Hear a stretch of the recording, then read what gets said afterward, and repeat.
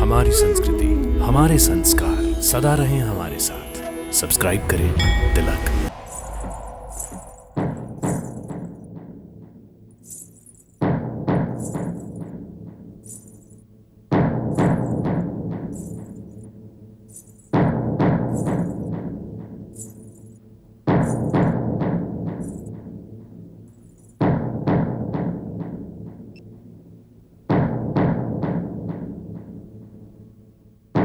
महारानी, क्या हुआ? महारानी सुमति?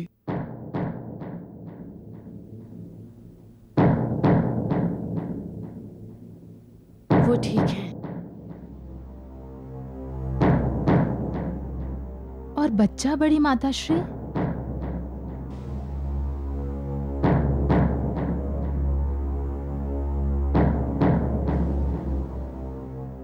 हमें कुछ विचित्र आवाजें सुनने को मिली हैं। बच्चों के रोने की नहीं, अपितु घोड़ों के हिननाने की। बच्चा कैसा है बड़ी माताश्री? बच्चा जन्मा ही नहीं। क्या?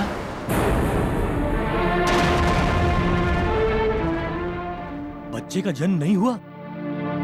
क्या सुमति की प्रसूति नहीं हुई? हुई महाराज, किंतु किंतु बहुत ही विचित्र घटना घटी है महाराज।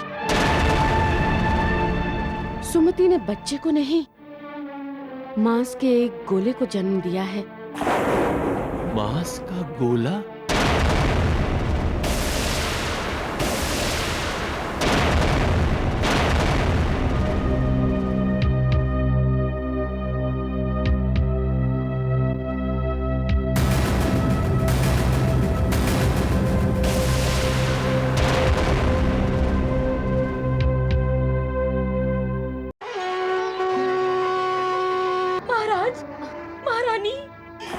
महारानी सुमति ने अपने कोख पर गधा मारकर अपना गर्भपात कर लिया।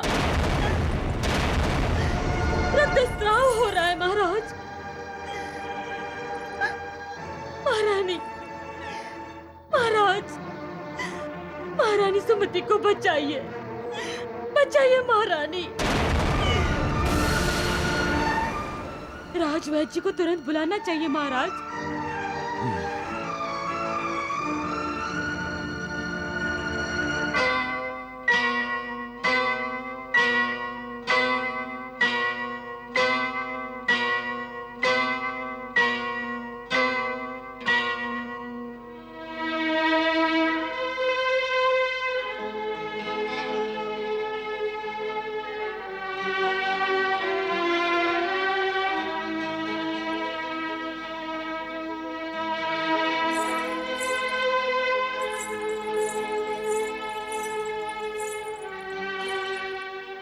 आप आसन ग्रहण कीजिए महाराज। बड़ी माताश्री, राजवैद्य जी, महारानी सुमित्रा सब छोटी माताश्री के पास हैं। उन सब के हाथों में छोटी माताश्री सुरक्षित है महाराज।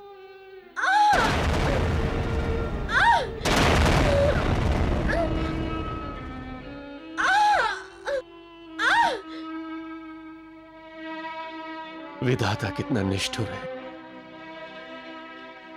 विवाह के समय मैंने शपथ ली थी कि सुख दुख में मैं अपनी पत्नी का साथ दूंगा, परंतु अब प्रसूति के समय मैं कुछ नहीं कर सकता। उसकी वेदना भी नहीं बांट सकता। आज वो अकेले ही ये वेदना भोग रही है।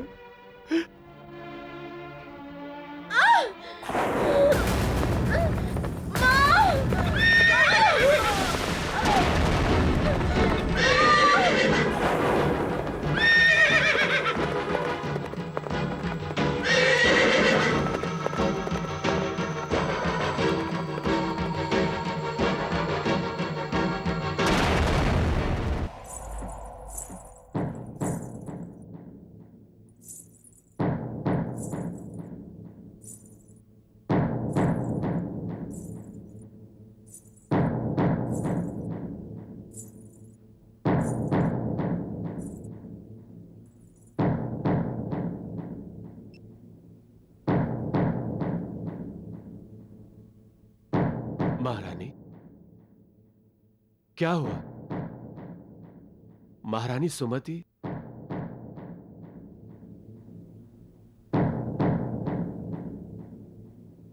वो ठीक है।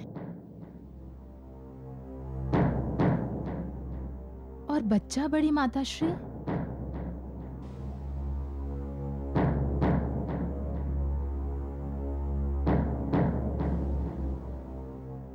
हमें कुछ विचित्र आवाजें सुनने को मिली हैं। बच्चों के रोने की नहीं, अपितु घोड़ों के हिननाने की। बच्चा कैसा है बड़ी माताश्री? बच्चा जन्मा ही नहीं।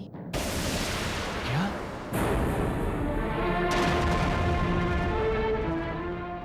बच्चे का जन्म नहीं हुआ? क्या सुमति की प्रसूति नहीं हुई? हुई महाराज, किंतु किंतु बहुत ही विचित्र घटना घटी है महाराज। सुमति ने बच्चे को नहीं, मांस के एक गोले को जन्म दिया है। मांस का गोला?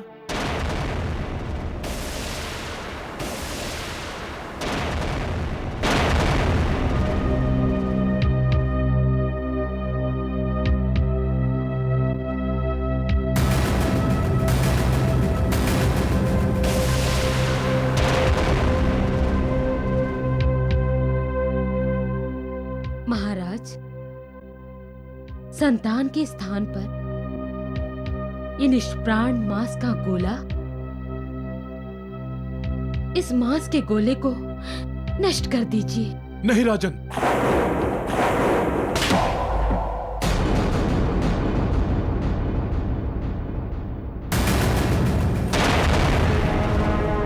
ये निष्प्राण नहीं है।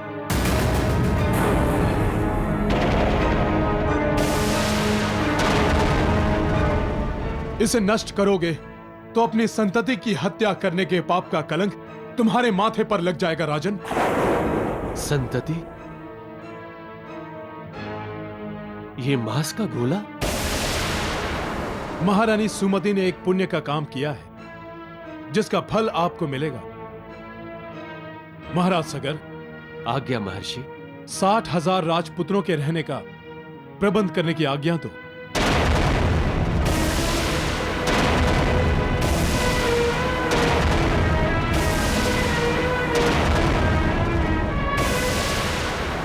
आपने क्या कहा महर्षि? 60,000 राजपुत्र? यह केवल मांस का गोला नहीं है, ये तुम्हारे 60,000 राजपुत्र हैं।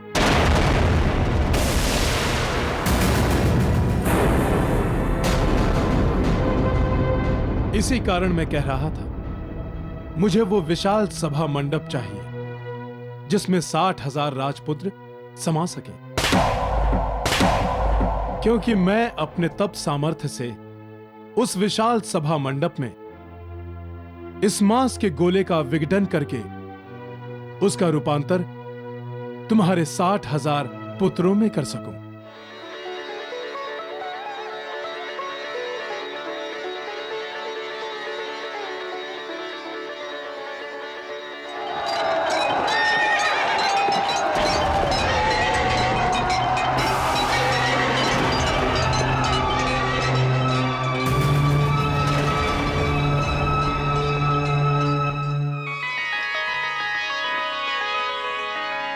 महादेव, ये जन्म लेने से पहले ही घोड़ों का हिनहिनाना क्या दक्ष पुत्रों से संबंधित है?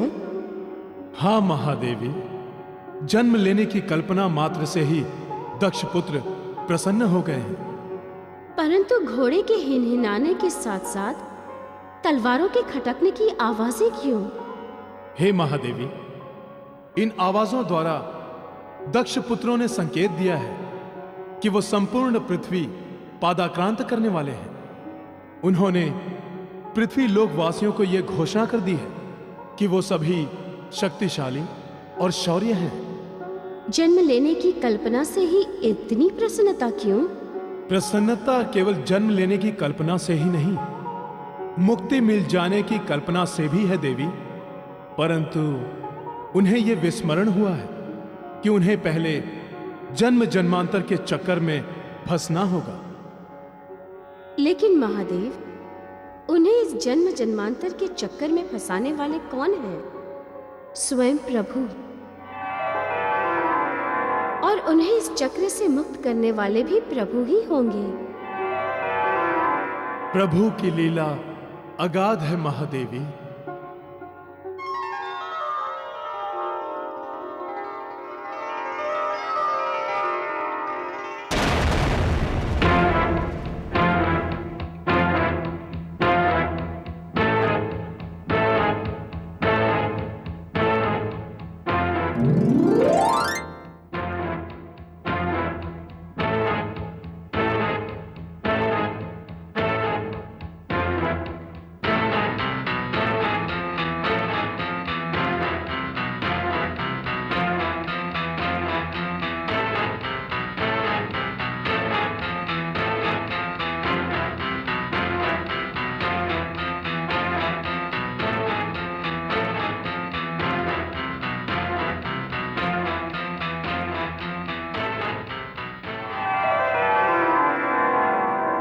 हे प्रभु, आपके आशीर्वाद के बिना मैं ये कार्य संपन्न नहीं कर पाऊंगा।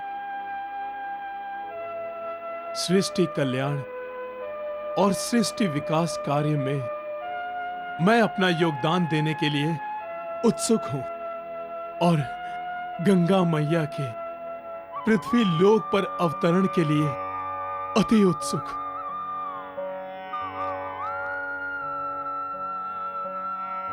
हे प्रभु, देवी सरस्वती को मुझ पर अनुग्रह करने की आज्ञा दीजिए।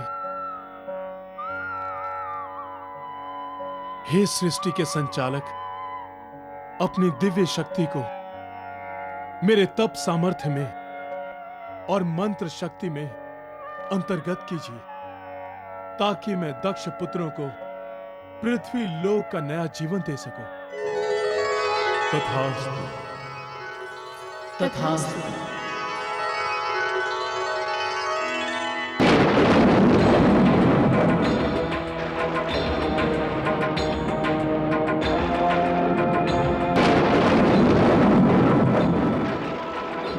ओम स्वस्ति न इंद्रो वृद्धश्रवा, स्वस्ति न पूषा विश्ववेदा, स्वस्ति न नस्ताक्षयो अरिष्टनेमि, स्वस्ति नो बृहस्पति दीर्घातु।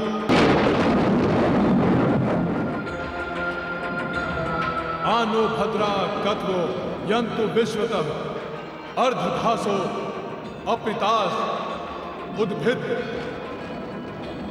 देवानो यथा सदमिद्ध वृधे, असन्न प्रायुवः रक्षितारो दिवदिते।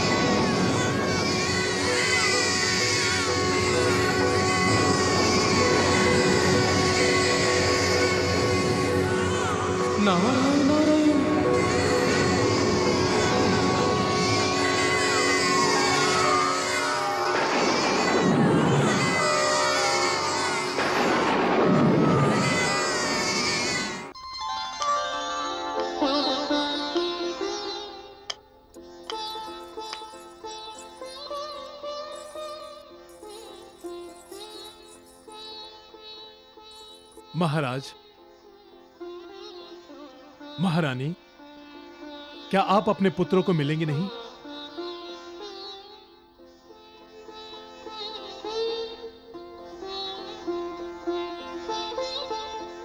आइए महारानी।